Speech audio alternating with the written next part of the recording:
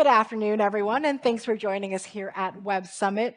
We're going to be discussing what the AI revolution really means for the marketing world, and I'm joined by two esteemed CEOs, but I'm going to let them tell you a little bit about their companies. So, Anna, tell us about Perx.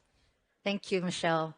Hello, everyone. Good afternoon. My name is Anna Gong, and I run a company called Perx Technologies. We're redefining customer engagement in the forefront, helping enterprises to harness their own data and to create new monetization models.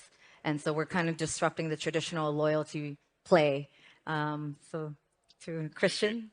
Afternoon, everyone. I'm Christian. I'm the co-founder and CEO of AudioMob, and we are the creators and pioneers behind in-game audio advertising. So what that is let's say someone is racing the car in a mobile game and you get blocked by a video ad for 40 to 45 seconds, gets quite annoying. Instead, an audio ad can play out of the car's radio and the user can continue playing the game. So it's a less intrusive mechanism. So yeah, that's what we do. Let's talk a little bit about how AI is integrated in your company. So I'm going to start with you, Christian. I know you have an R&D lab here in the MENA region. Can you tell us a little bit more about it? Yeah, absolutely. I mean, expanding to the Middle East, we had a lot of help from the government as well, which was amazing. And we invested millions of dollars into AI. Everything from voice cloning to the way that we can more accurately send the right messages to the right users without using their personal data. It's completely revolutionized the way that we deliver our services to our clients. And the average performance that we're getting is a 200 to 300% increase in engagement. And again, that's thanks to the millions we've invested in AI over the last 3 years. And when Perx, I know you guys are launching eMind. Can you give me some details about it and how you guys are really harnessing the power of AI?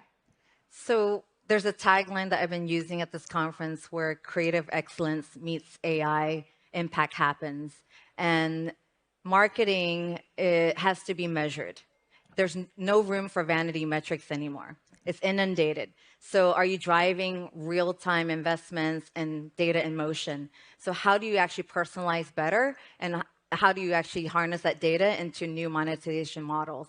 And so for eMind, the Perx customer engagement and gamification platform, we leverage real-time data to actually give you augmented analytics, conversational analytics, recommendations on campaigns, recommendation on different types of incentives to give customers based on various actions that they need to fulfill before you reward them with specific, delight. And on top of that, we're actually working on prescriptive actions. It's not enough to be predictive anymore. So how do we actually give you a segmentation intelligence around customers and also to advise you on what to do with that specific segment? So everything that we do is around data in motion, and every campaign that you drive should actually create some kind of ROI. No more vanity. So when I talk to marketers about the AI revolution, the one word that everyone uses is it really has increased efficiency.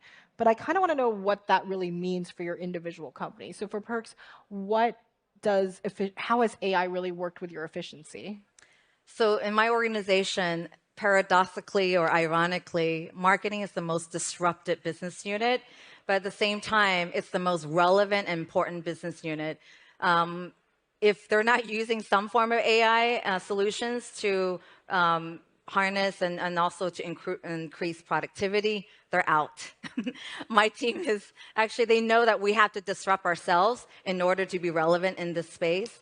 And so a lot of the tools like content, copywriting, marketing automation, everything from workflow, everything should be automated.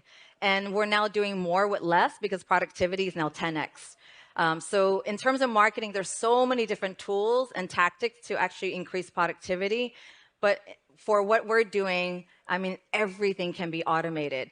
What is the paradox of why marketing is highly disruptive, but also making it super, super relevant for organizations is because of creative excellence, creative intelligence. It still needs human intelligence. And how you differentiate from one company to another is the people behind the marketing tools. So how are you going to harness, how are you going to use, how are you going to adopt those tools to actually create new ideas and business models will differentiate you? Now, Christian, similar question. How is AI really helping AudioMob become more efficient, especially with audio ads? Anna might have to take that term, creative intelligence. It's got a good ring to it. Yeah. So we opened up a creative lab a couple of years ago. And it's an AI-focused lab to speed up how campaigns are created and how they're executed. So again, everything from voice cloning to giving the tools of this lab to the brand creators, the creators of the creatives on the agency side, to speed up the ideation around scripts, around how the audio ads look and sound. And we're talking about 2 to 3 weeks and thousands of dollars, getting someone into a studio down to literally half an hour. And we've generated some amazing campaigns from the world's biggest brands with these creators that have been generated in 30 minutes. So the Creative Lab, AI has been a massive focus there. But then we look a little deeper. So let's say when you're delivering an audio ad, so we're the first company in the world and the only company to analyze the audio state of a mobile phone. So we can ensure that brands have their ads heard and listened to at least 30% volume. Now, if you take years worth of this volume data and then you layer AI on top of it, it becomes very interesting. So what I mentioned before, the 200 to 300% increase in engagement across all brand metrics, we were using around 50 data points. These data points, these variables as to how someone listens to an ad, we use these 50 data points to create the first layer of how we would target people using contextual data, what they listen to, not their personal data. And then we started investing in AI over a number of years, and now we have over 1,000 data points. These are patterns that no human can recognize. And through using data as to how someone listens to an ad, we have a 92% accuracy as to what messages to send to what users. So again, it's a safer way to deliver ads without using personal data, and it's literally revolutionized how the company services our clients. Amazing. Now, AI is still a developing field. We're dealing in the US with upcoming regulation. It's advancing, but at the same time, people are cautious about it. Do you think there's a danger, however, of building your entire business model around AI? Is there a danger about relying on it too much, Anna? This is a very touchy subject. For those in the forefront of innovation, we like to break things. We like to push boundaries. Anything works as long as it's meeting the ethical guidelines. For us, we're all A/B testing against innovation, and AI is just another innovative era that's disrupting in such a breakneck speed. For us serving clients in the most highly regulated sectors, banking, insurance, telecommunications, those are the ones who actually are finding rules and regulations and governance around solution. And how they adopt these type of solutions is really, let's say they work with the regulators and the politicians and politics. They will govern the different ways to put boundaries around it. Open source obviously will not apply too much to banking, but they will actually put frameworks and wrap it around cybersecurity and all these other engagements on how to actually measure and contain the whole entire InfoSec framework. And for us, as long as you're SOC 2 compliant, ISO compliant, and how we use data, we don't take any PII, personal identifiable information. We're kind of like the Interpol, right? It's how you use the information to solve a very, very important mission critical problem. But we're not actually showing you what data we're using, and we're not interrogating the data, and we won't know. We're just looking for that problem. So that's what AI should be in the future. Now, a similar question to you, Christian. Do you think there's a danger right now on relying so much on this technology or fully building your business around AI when it can change in any second with regulation or even just changing technology, especially since a lot of it's generative? I always love this question because anytime there's a new innovation, there's always an underlying sentiment of fear sometimes when something is unknown because it's complex to understand. Let's think back to when you got your first laptop. I mean, you're all using laptops, you're not using typewriters, right? It enhances what you do times 1,000, say maybe times 1,000,000. And that's how we think about AI. So let's take some of our investors, Google, right? So Google's one of our investors, and of the trillions of ads they serve around the world, all enhanced with AI in terms of how they're selected, brand safety, etc., there are still humans, fleets of humans that are still checking ads for brand safety, but they can check more ads because they're enhanced with their AI tools. And that is how any, reputable company such as AudioMob, that is how you should be adopting AI, not, investing millions and then outsourcing the work to this this AI tool. It's to enhance what you do. So everything from, again, how our campaigns target people and select the right categories to send the right messages to, everything from how we evaluate brand safety. It enhances everyone that we give these tools to, like the creative lab, how the ads get created. You don't just create an ad and then send it out without checking it. You create it quickly, and then the time that that creator has saved, they then check the ad. Again, for brand safety, for the right kind of ideation, scripting, tonality, etc. So again, I don't think there's anything to fear as long as you always have a human and the AI enhances what the human's doing rather than passing on all of the tasks to a machine. Let's stick with that idea of the creative lab. One thing that marketing and advertising is built on is the idea of human creativity. Now, how are we going to balance that with technology that potentially could be more creative than we even could imagine on our own? So how do you strike that delicate balance between allowing human creativity and allowing AI to spur new thoughts? So, very deep question, actually. And we'll solve all the AI problems on this panel.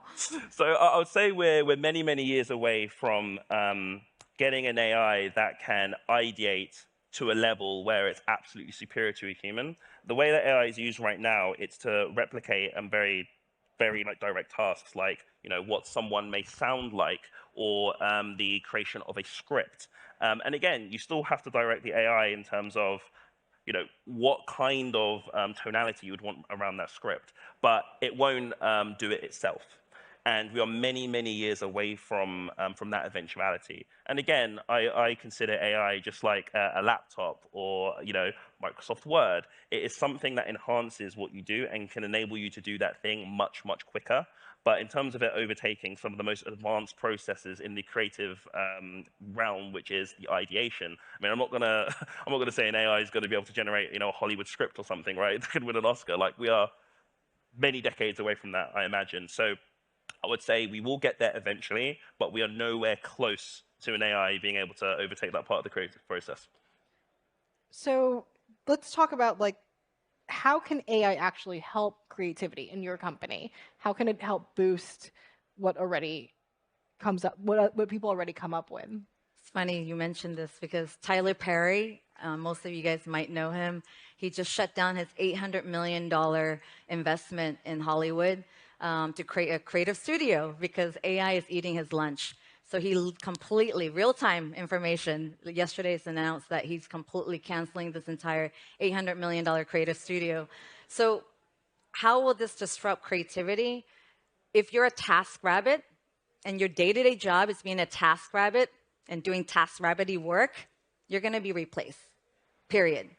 If you're creative and you know how to actually create strategy around business models and monetization models, and use that context and content to monetize on that, you're going to be very, very relevant. And so human intelligence, creative intelligence will fuel AI. We're right now giving 99% of the world's information and user behaviors driven by the top 10 companies in the world, because we're willfully giving our information away so that they can monetize on us. There will be a movement where the data will be literally harnessed within and contained within enterprises and contained within creators. Instead of giving it away to TikTok or Insta and Facebook and these other platforms, now you are actually containing it and creating your own brand value. 90% of most of you here follow influencers and creators. You don't follow a brand anymore. Who cares about Coca-Cola? It's what the person who's actually creating that experience. Nike, we wear Nikes, but who's actually pitching that so that you can follow that trend around the persona? So creativity is around context and content and monetization value. And so AI is just an enabler and just to help you become wealthier, more creative, and more delightful. But we have to also be careful about personalization. Everyone's trying to figure out how to personalize more. Personalization will make us actually more complacent and lazier.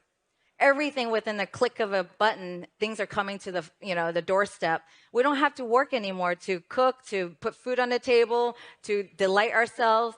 Everything now is at a flick of a finger. We're becoming lazier people. So how you harness AI and data and different ways of creating monetization value is up to you. So you want to be replaced? That's it. Now, Christian hinted a little bit about this, that he believes that AI, it's still a few decades maybe before AI comes up with its own concepts. Anna, just curious, what do you think, where does AI need to improve to really make that next step to be a game changer in marketing, like even more? I'd say one of the key things is it's all about understanding the nuances and intentions behind ideas. So, and again, I won't mention the companies, but there was a recent announcement around an AI that was asked to generate a certain image, and the images were completely out of whack and actually offensive to many different people. And there needs to be some kind of data stream where the AIs can really take into account what the context is. And I'm talking about cultural context here, because we're getting into the realms of AI with biases, right? Based on the creators, what are the data sets that are being used? And again, I've had some thought here, but again, I am not an AI engineer. That's what my the engineers do at my company.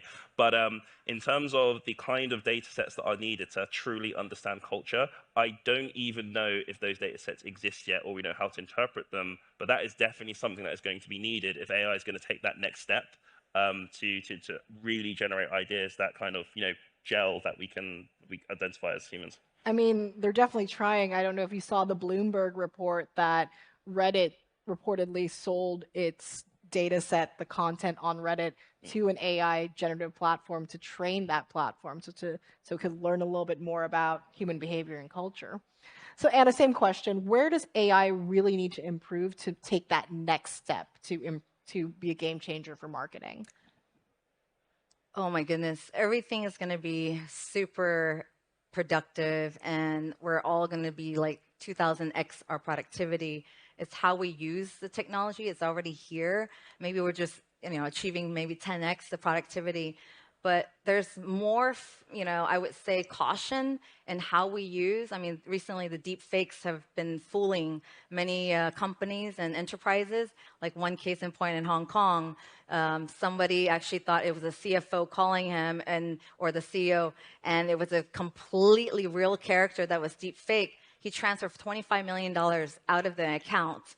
And now they couldn't find the money. They can't find the culprit. It's a deep fake that actually, cybercrime is now here, right? And it's getting into our, front door. So I think cybersecurity is going to be a real relevant space for us, understanding how the creativity around, cyber threat will be interesting. And I'm actually very, very interested in actually going into that space to protect our own data. Well, thank you guys so much for joining us here at Web Summit. Have a great rest of your afternoon and a great rest of the conference. Thank you. Thank you.